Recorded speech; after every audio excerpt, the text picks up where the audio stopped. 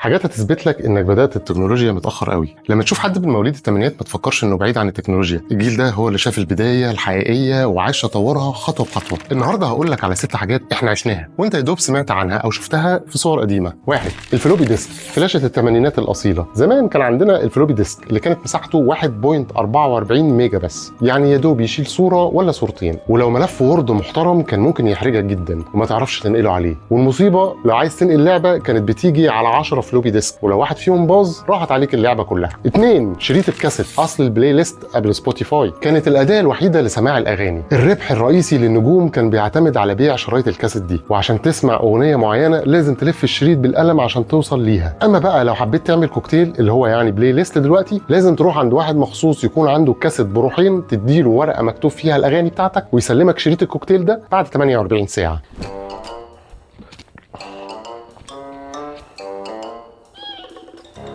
يلا انزلي، انا مش فاضي.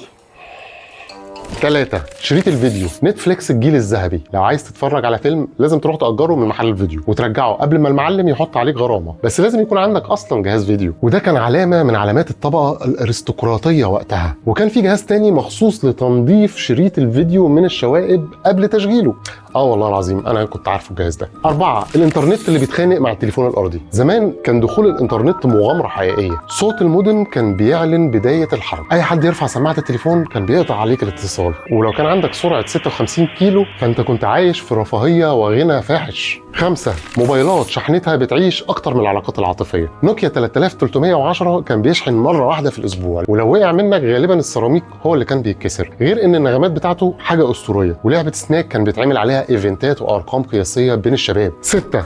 العاب ما قبل الجرافيك، كانت بتاخد القلب والعقل. سوبر ماريو، كراش، كونترا، كانوا العاب اسطوريه، مع ان الجرافيك كان بسيط الا اننا كنا عايشين جوه المغامره بجد، وليها ذكريات معانا غير عاديه. والاجمل لما حد يكسبك في البلاي ستيشن تقول له ان الجهاز هنج وتسحب الشريط من سكات وتمشي. فالمره الجايه لما تشوف حد من جيل الثمانينات افتكر ان احنا اللي اسسنا التكنولوجيا قبل ما تبقى ترند. بابجي اللي انت فرحان بيها دي احنا اللي جبناها من تحت قوي.